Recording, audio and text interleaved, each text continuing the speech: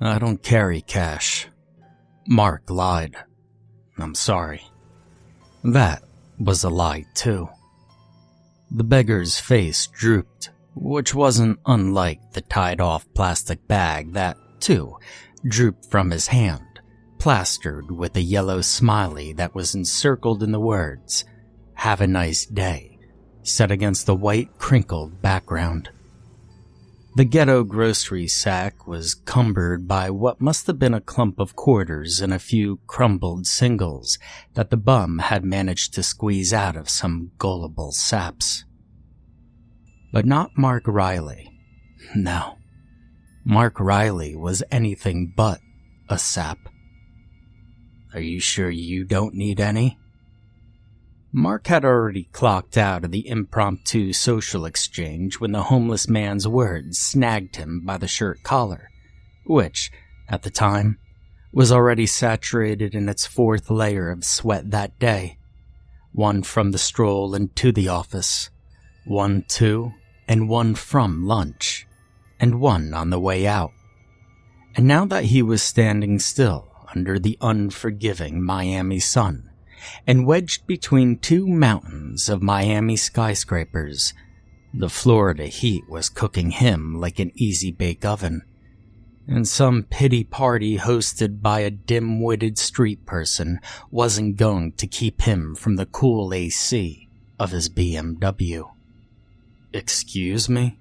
Mark asked, pissed that he even had to do so, giving the man half a glance over his sweaty cold shoulder, which was already facing the employee parking garage, the shaded employee parking garage.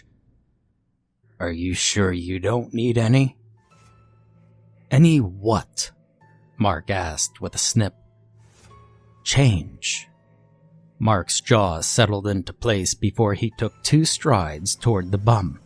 The homeless man was silent, and despite the hustle-bustle of the city life, the beeping of cement trucks, and the honking of car horns, there was an intimacy between the two of them, which wasn't a moment Mark wanted, but merely one he got.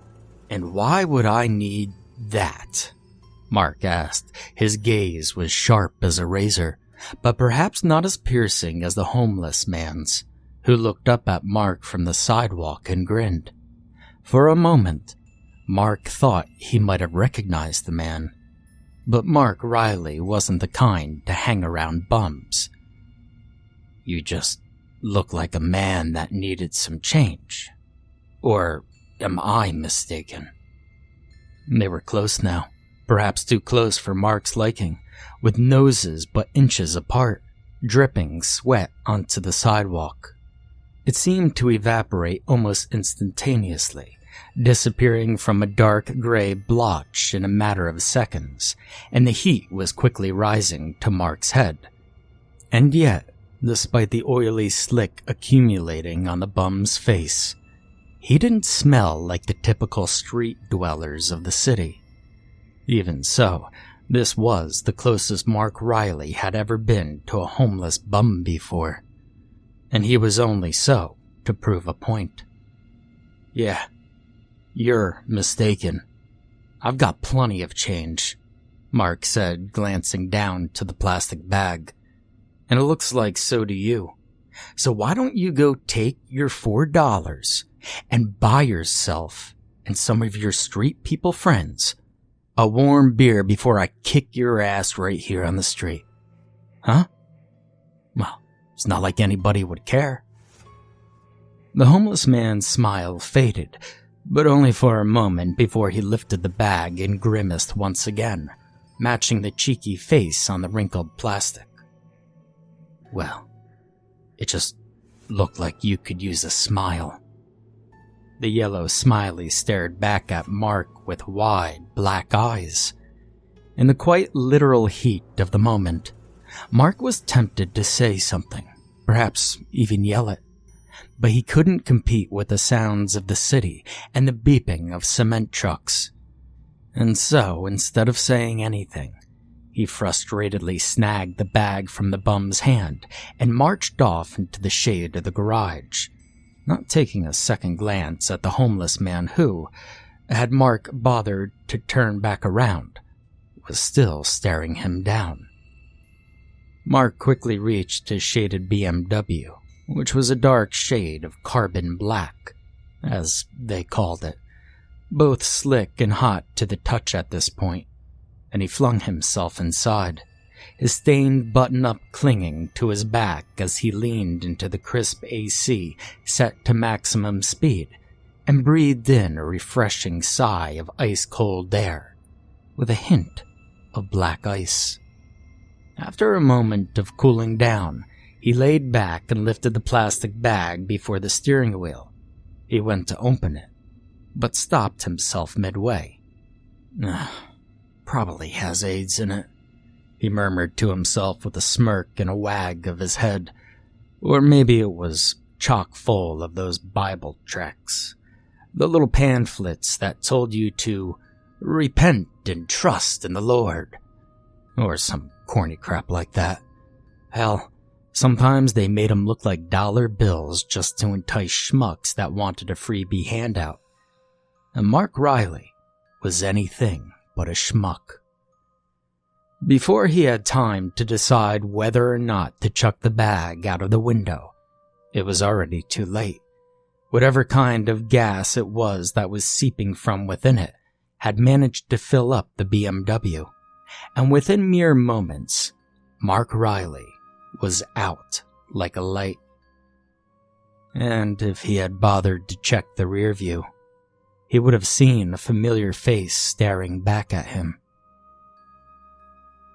It was 6 o'clock in the morning when Mark Riley came to, and all he could perceive was the smell of scrambled eggs and the wetness of the morning dew on his face. It was only but a second after smelling the eggs and feeling the dew that his other senses kicked in. And very quickly, Mark Riley realized the situation he was in, that he was stuck. The first thing he noticed was the starlit sky, with nothing unusual or remarkable about it, other than the fact that its orientation indicated that he was on the ground, facing upward, and laying on his back. And when he tried to move from that position, he realized that he couldn't. Hence, he was stuck. And it was this realization that sent him into a fit of panic, screaming and hollering. But even then, at 6 in the morning in God knows where downtown Miami, his voice was barely loud enough to cross the street. With all of his might, he attempted to lift himself from the substance that coated his backside and held him down to the ground like glue. But each and every time he tried, it sucked him back into itself like a vat of quicksand, heavy and thick and hot. So very hot. He screamed for help, but his voice was choked beneath the gray viscous substance that slowly swallowed him up. After a grueling series of attempts to free himself, all he managed to do was wiggle his pinky finger free, which, along with his bare chest, face, stomach, and the tops of his thighs and toes, felt the coolness of the morning breeze and raised goosebumps that stuck out of his skin like a plucked chicken. He was submerged, split exactly half down the middle of his body, and there was nothing he could do about it. It was the then joyous sound of shuffling shoes that suddenly interrupted his panic, and though he couldn't lift his head but a half-inch, he knew someone was approaching him, in his perspective anyway, above. "Oh, thank God. Please help me." Mark Riley's voice cut off swiftly as the approaching shuffling shoes halted in their tracks, and the homeless bum, that very same man from before, but now holding a plate of scrambled eggs and a plastic fork, knelt down before Mark's immobile body, sticking halfway out of the ground. "Do you really think anyone's coming to help you, Mark?" the man asked. Had Mark been able to scratch his head, he surely would have at this point. He stumbled over his words before. Of all the questions to be asked, a quite mild one left his chapped and trembled lips. How do you know my name? The bum smiled as if genuinely surprised. He had to ask that one. I know a lot more about you than your name, Mark.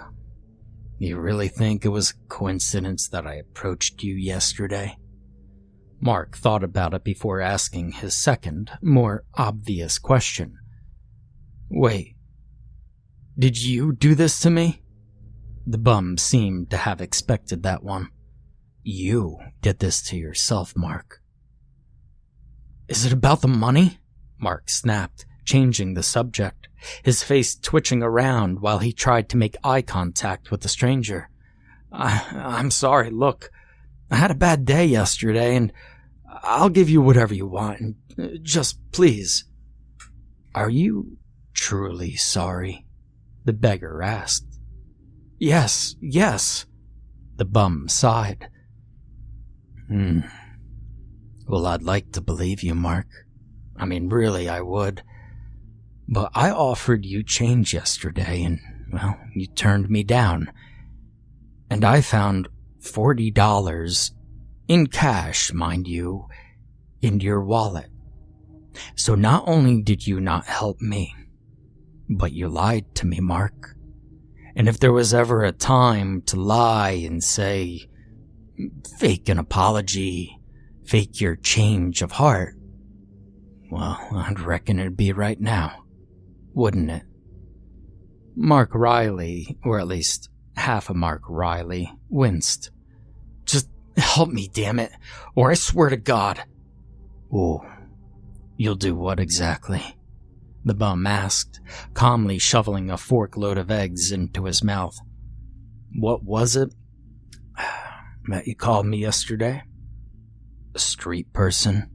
The bum chucked down the eggs as he stood and began pacing around Mark's motionless body, briefly snagging a second of eye contact. Well, look who's laughing now, you son of a bitch.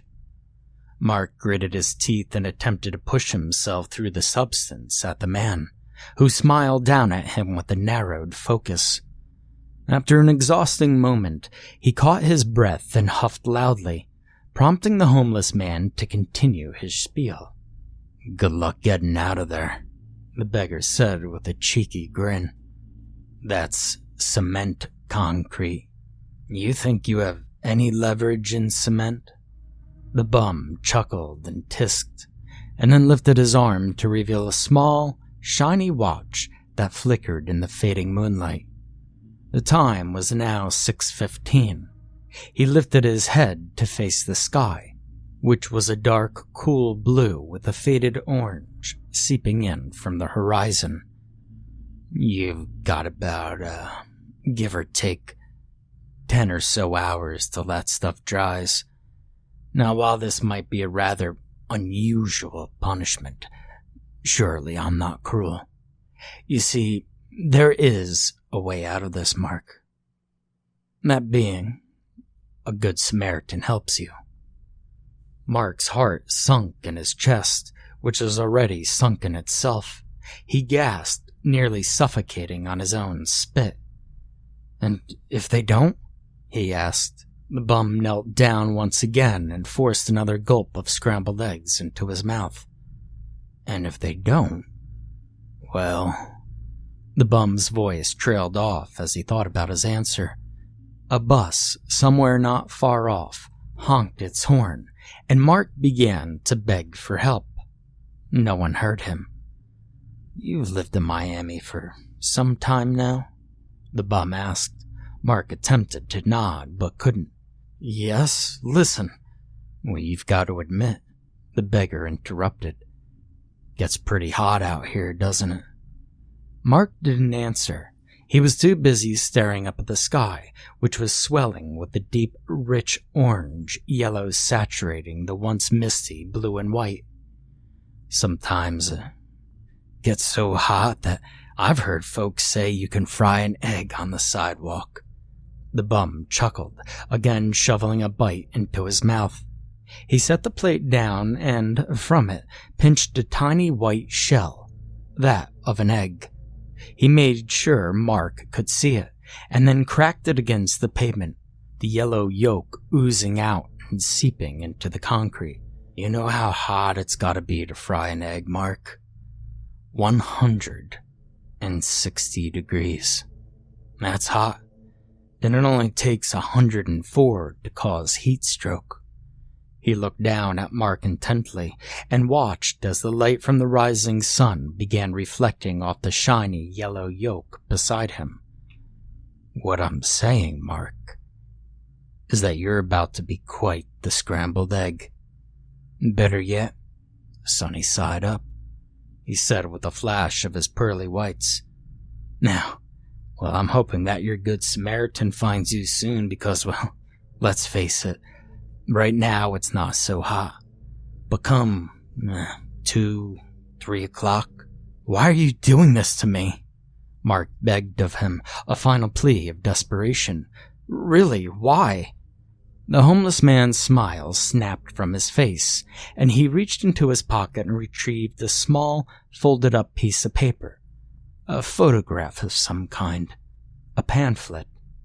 He began to read it aloud with a cold, probing voice as Mark remained his captive audience. In loving memory of our dearest Bethany White, mother, wife, daughter, friend, gone too soon, but never forgotten. He stopped, turning to face Mark with that smile once again flaring up. Well, I take it you've already forgotten, haven't you, Mark? Forgotten what? The bum shook his head with a series of clicks, lowering and unraveling the paper to show the stuck man the image. It was that of a young woman, no older than 35. She had soft eyes and a wide smile. Not that it mattered anymore. Who is she? Mark asked. Well, you probably wouldn't recognize her. But rest assured, Mark, she would have definitely recognized you. Who is she? Mark snapped firmly.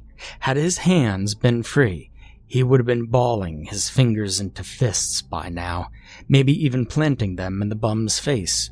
But because he couldn't do that, all he could do was lie on his back and listen. Do you recall where you were the night of August 8th? It was a Monday, if memory serves. Mark thought briefly. If it was a Monday night, I was probably at home with my wife. Well, no. Before that, I must have been at the office. Were you now? The bum hemmed and hawed. And what about after you left the office? I drove home. Mark quickly stopped himself in a hot sweat, which wasn't difficult given his current predicament. His face drooped as his memory began to recall the Monday night of August the 8th, which, as he rest rather uncomfortably assured, was a night he had done a fairly good job at forgetting. He spastically attempted to face the bum, but after again remembering that he couldn't, he wheezed a heavy breath and licked his lips. Wait, this is about that? About what? Look, I didn't do anything. I swear to God. Oh, I never said you did, the bum said, cutting him off sharply. What did you do? I just drove by. Drove by what? Whom? It was raining, but there was someone out on the street. A woman. Mark stopped himself again. He would have swallowed his own tongue if he could. Wait, is that her? He asked, attempting to glance at the photograph, and then a far more sickening question popped into his head. Was she your wife? Would that make any difference? She was someone's wife. Yeah, but was she yours? He gasped. I'm so sorry if she was. She wasn't, the bum said coldly, rising to his feet. Then who was she? For a moment, Mark's fear turned into confusion. before returning to fear once again. Would it surprise you if I said, to you and me, at least, that she was no one special? Yeah, Mark nearly droned out his answer, but decided to ask another question and said, she's nobody? Well, she was somebody to someone, and that makes what you did an awfully bad thing. But I didn't even do anything. You said it yourself. And that's exactly the point, Mark, the bum said. You didn't do anything. You watched a woman take her final breaths, sprawled out on the street like some kind of crippled animal, and you just kept driving. Mark's face froze solid, which wasn't unlike the rest of him by this point. Frozen, yet at the same time, terribly and bitterly hot. It wasn't my business, he admitted. Oh, the bum nodded, pitying the poor man. What exactly, then, is your business, Mark? Why don't you tell me? Mark swallowed, despite how constricting it was. I'm an insurance agent. Oh, the bum said more condescendingly than before. Insurance. Well, I hope the irony there isn't lost on you, Mark. It wasn't. Look, Mark said calmly, trying to slow his pounding heart. Just listen, okay? No, you stupid bastard. The beggar snapped. He took in a sharp breath and cleared his throat. This is your turn to listen now. If I didn't want you to listen, I would have put you in deeper and your eardrums would have clogged with cement. So shut up, Mark, or I'll have to fill up your mouth too. Mark, as he was told, shut up. You know, Mark, there's a lot of folks that said that people like you ought to burn. People who love watching train wrecks but hate doing anything to stop them. The bum paced to a halt before pivoting in the opposite direction, carefully stepping over the runny egg yolk. And I used to be one of those folks, waiting for the day when people like you would burn. But then, well, one day, I thought to myself, why wait? A lifetime sure is a hell of a long time to wait, and who knows if hell is even real. The bum's face grew sour as he lowered to meet Mark, who physically couldn't look away. Oh, but I know that hell is real, Mark. When you've seen the things that I've seen, you just know. The 7th hour of the morning was approaching, and it seemed that even the sun was a voyeur to Mark Riley's peculiar punishment as it peeked over the high-rise buildings that scraped the clouds. And it was at that point that the bum had found himself seated next to the quickly drying pool of cement, and the egg yolk that floated around on top of it. You know, Mark, I used to be so desperate for purpose that I'd wander the streets and collect cigarette butts, if you could believe that. Mark looked up at the man with an ironic stare, but the bum's sharp, malicious gaze quickly wiped it from his face. The homeless man continued, and then one day, while I was scavenging to get a high from other people's garbage, I found something that changed my life. Well, 3 things actually. A positive pregnancy test, and a metal coat hanger. The 3rd was a woman, bleeding out on the sidewalk. One of those street people, as I believe you called them. Apparently she was a local whore, sold her body out just to eat, and the last thing she wanted, a look that was bad for business, was a baby bump. She tried to stop it herself, in fact, in the process caused something of a hemorrhage, he said regrettably. But do you know the worst part about it all? Not one person stopped to help her. He swallowed, and she died. And all those people will burn. just like you. And burn he did. Not even an hour later, at 7:30, did the sun begin fully shining through the clouds, and despite it only rearing its fiery head for a few morning moments, the ground around him was already beginning to cook, and the yolk beginning to bubble. And if the concrete was close to simmering before the clock reached 8 in the morning, he could only imagine what the sun would do to his skin by the time it was 10. "Hey!" Mark cried out. The bum was nowhere in his line of sight, and it had been nearly a half hour since he had spoken a word to him. And while he wasn't so fond of the man's presence, he figured some of that signature Mark Riley charm, the kind that they taught him in sales training, would persuade the beggar to reconsider his punishment. Maybe. "What?" The homeless man's voice rang out, just loud enough to be heard above the city traffic. Mark squinted a tear from his eyes as he attempted to follow the man's voice, yet the sun's reflection off the hot asphalt rendered him essentially blind. "Look," he said exasperatedly. "I think we got off on the wrong foot. I'm not a bad guy, I just..." "Did a bad thing?" the bum said, filling in the blank. "Yeah, exactly," Mark said. He forced the smile, but as the concrete engulfing his body cooked, his skin began to sting, and that smile faded. "I'd like to start over, if you'd let me." The bum remained silent. "Look, just come over here, and we'll talk." "I'm fine where I am, thank you." It shaded. "I can't say the same about over there." The sweat pooled inside of Mark's ear as he gasped for his next breath. "This is cruel, damn it! You're no better than I am." "You, Mark," the bum snapped, stepping forward into the sun, and for a moment offering a merciful patch of shade across his face. "Put a woman in the ground, and I'm simply returning the favor." "My wife will notice when I don't call. I always call her on my lunch break. She'll call the police and she'll have your ass.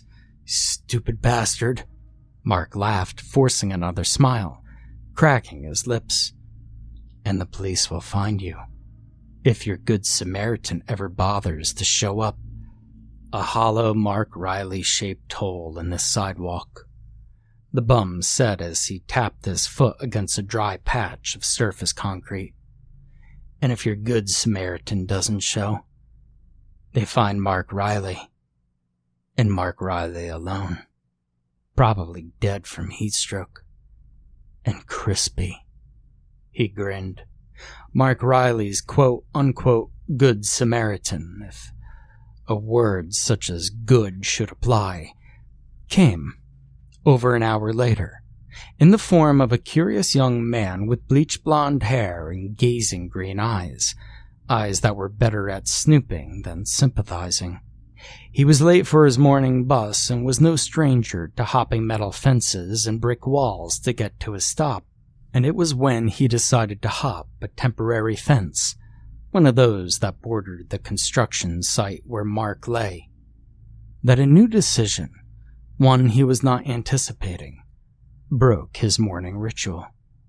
It was a decision that he decided quite quickly, as a matter of fact, because after a few confused seconds of concerned wide-eyed staring at a man halfway stuck in the street, the blonde-haired, green-eyed stranger ducked beneath the fence line and scurried off, unseen to Mark Riley, but not to the beggar. Mark, whose eyelids burned and whose vision grew teary, had clamped his eyes shut by the time it was 9, and by 10, when the yolk had begun to sizzle on the sidewalk next to him, he began to scream. And of course, aside from the blonde-haired, green-eyed young man, no one noticed, and no one helped. He couldn't help but be reminded of the woman he had driven past, seeing that moments play out over and over again in the blackness that was the back of his eyelids, flushed with the red of sunlight peeking through the thin skin. Skin that was turning red itself. And it was in that redness, that darkness, that moment, that Mark Riley remembered something. No, someone. A face, maybe through a car window. A windshield speckled in rain-washed red smudges pulled to the side of the highway in the pouring rain. The driver, the hit-and-run driver. He must have driven past him. It was the bum. "Hey! Hey!" Mark shouted, eyes still clenched shut, skin tight and tongue dry. "Who the hell are you? I know you can hear me." Those footsteps, the sound of shuffling shoes from before, against the craggy gravel just beyond the drying concrete, slowly approached him, as did the invasive smell of fried eggs, which he could not discern from his own frying flesh. "What are you screaming about?" the homeless beggar's voice asked. "You," Mark said. "You're the son of a bitch that ran her over. Are you even homeless?" The bum remained quiet. "This isn't about me, Mark. This is about you." "No, this is all because of you. You stupid bastard, of course. This is about you." There was a silence between the two of them, and despite Mark feeling quite heated, the heat slowly faded from his face, enough to open his eyes anyway, and blink out the salty sea of tears that had accumulated. When they finally adjusted to the imposing sunlight, he noticed that the sky had begun to gray, and clouds had begun to form overhead. And he laughed. And what it made it all the better was that the bum didn't. "I've got your ass," Mark chuckled as the sky darkened. The bum lifted his face to face the sky and then looked down at Mark. "Don't forget, Mark," the homeless man clicked. "You're still stuck, and you'll be stuck in prison until you burn in hell. Then I guess we'll both be stuck, won't we? Tell me this one, huh? Who's worse? The kind of man that drives by a woman who's been hit, or the kind of man that would run her over?" The bum lowered to his knee, careful not to kneel in half-baked egg yolk, before he spoke, looking down at Mark. "What if the woman was worse than both?" Mark swallowed, despite the concrete constricting him like a globby gray python. There was a flash of light that shot across the sky, and then a crack of thunder. The fence rattled, but Mark was still. "What'd she do?" The bum smiled. "Well, she didn't do anything." Another flash flashed across the clouds that covered the sun, illuminating the shadows of the homeless man's grinning face. And again, a thunderous boom shook the fence and the nearby buildings. But Mark was still in the ground. He felt the softness of a raindrop cool his red, scorched, dry skin. Then another, and another, until the sky erupted in a flurry of refreshing water, cooling the concrete and sending the yolk down a nearby sewage drain. Mark opened his mouth wide and let the pitter-patter of droplets accumulate on his dried-up tongue. He smirked and glanced up at the bum, who was looking to the sky. "Karma's a bitch," Mark said, blinking away the water that pooled over his eyes. The bum continued to stare up into the clouds. "That it is, Mark. That it is." He glanced down at Mark as rainwater dripped from his nose onto Mark's face. "All this heat really brings out the rain. We had 3 inches last week. You remember that?" Mark tried to nod, but couldn't. "Thank God for the rain," he spat under his breath, the crisp, wet coolness gliding down his face. "Well, I wouldn't thank him just yet," the bum said, looking back up at the blackened sky, then down to Mark. "You're only 1.5 inches out of the ground." The realization washed over Mark as the water continued to surge over the concrete. He frantically began pushing himself with all of his might, screaming through gnashing teeth as the cement resisted him with every attempted turn of his crisp body. And of course, no one could hear him struggle or scream over the gusts of the storm. The water continued to rise, and Mark Riley continued to blow it from his mouth and nostrils. But he only had so much energy, so much breath. And after only 5 minutes, the water had risen 2.5 inches, past his chin and cheeks and nose. And Mark Riley was underwater, forced to stare up at the droplets that pounded the surface. And he shook and screamed, and bubbles flew from his mouth and popped when they reached the humid outside air. And after 2.5 minutes of being an inch underwater, Mark Riley stopped screaming. And the bum, when he saw Mark Riley cease to scream, fled. Local man found dead in concrete. The paper read. There was no image, but the morbid title alone said it all. That'll be $1.20, the salesman said, squinting through the morning sunlight. The man holding the paper reached into his pocket and dropped $2 bills into his hand. You want to round up? It's for a good cause. Yeah, sure, keep it, the man said. He folded the paper to page 4 and began scanning the page with his gazing green eyes, walking down the city street, waiting for the 9 o'clock. But 6 words in, he tripped and caught himself, turning quickly to the man whose foot he must have snagged. Oh, my bad, the man said, raking his fingers through his bleach-blonde hair and gripping his newspaper. All is forgivable, the bum smiled. Say, he grinned, while I have you, do you happen to have any change to spare?